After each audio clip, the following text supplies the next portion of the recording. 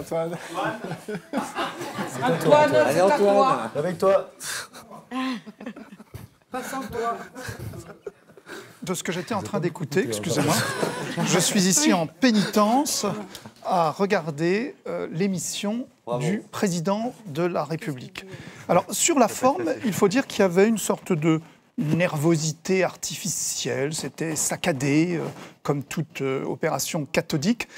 Il était en grande forme, enfin, il y avait un petit côté... en voiture Simone, c'est moi qui conduis, c'est toi qui klaxonne. Et donc, il prenait les choses en main.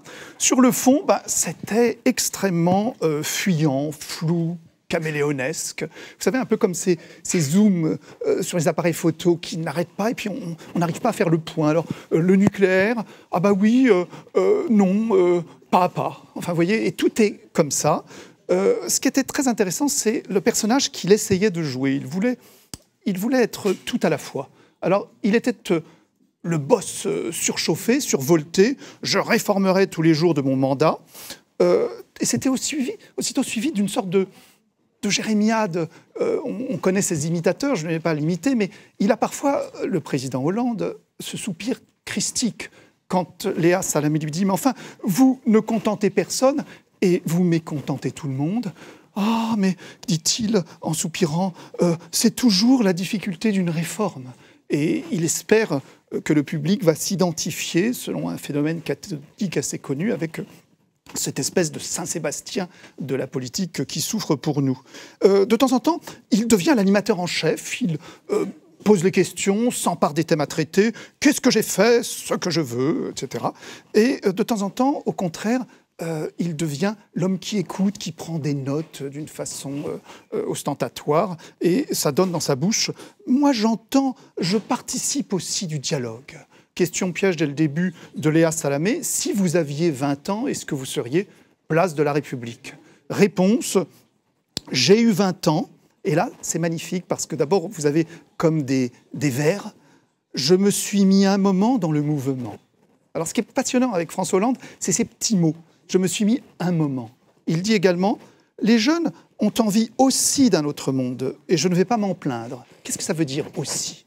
Vous voyez, un moment aussi. Il est continuellement, en tout cas, dans le rôle factice qu'impose notre monarchie républicaine de père de la nation, et protéger revient la plupart du temps dans son vocabulaire.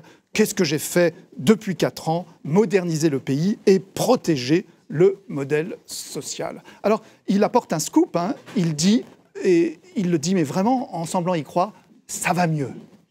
Je poursuivrai jusqu'au bout 3 grandes réformes, la loi travail, égalité et citoyenneté, c'est-à-dire éviter les ghettos, dit-il, et la transparence, lutte contre la fraude fiscale et les blanchiments. On lui met face à lui, j'allais dire dans les pattes, mais ce serait un peu vulgaire, on met face à lui des Français qui ont été choisis, sans doute c'est dû au hasard, ou presque, et qui ont entière liberté de parole. Alors on a une femme d'entreprise de 40 ans, et l'entreprise qu'elle a fondée s'appelle, je n'invente pas, Envie de fraise. Personne n'a dit des bois, mais elle s'appelle Envie de fraise. C'est dans la vente par Internet de produits de confection. Et cette femme lui dit, il faut lâcher, il faut libérer plutôt les freins. C'est là-dessus que porte leur discussion. Ensuite, alors c'est un épisode assez douloureux. On a une mère qui dit « L'islam radical a pris mon fils, mon enfant ». Son fils est effectivement mort en Syrie. Et là, tout devient absolument glissant. Islam, islamisme, judaïsme, terrorisme, on ne sait plus très bien où on en est, voisinage, proximité, amitié, Internet à nettoyer, déradicalisation. Il y a un numéro vert, dit le président, et il dit également, sans entrer dans une société de délation, mais ce qu'on entend, c'est signaler, signaler, signaler. La déchéance de nationalité, aussitôt il répond par des choses vues au Bataclan, c'est le chagrin et le pathos. Et c'est déjà le tour d'un électeur du Front National. Il vote pour le Front National, il est conducteur d'autocar et il pose la question de l'immigration. Et là, c'est incroyable, c'est-à-dire que le là, qui donne le là? Le Front National. Qui imprime la cadence? Le racisme, puisqu'il faut bien le dire. Et en réponse et en défense, on a un président qui insiste sur les contrôles aux frontières. Et tout à l'heure, avec l'économie, il ne fallait pas des freins. Et maintenant, c'est une espèce d'éloge des freins.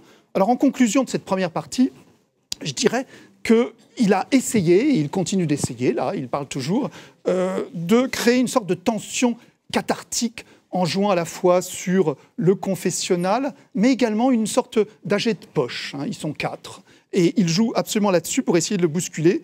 Et on assiste à un phénomène physique et métaphysique et surnaturel avec Hollande. C'est-à-dire qu'il incarne l'échec, mais tout vient toujours s'échouer sur lui. C'est inouï et je vais continuer de regarder en vous laissant dire des choses intéressantes. Je vais continuer de regarder cette espèce de vacuité in progress et je vous tiendrai au courant des suites de l'opération Hollande. Merci beaucoup Antoine Perrault. On vous retrouve effectivement après...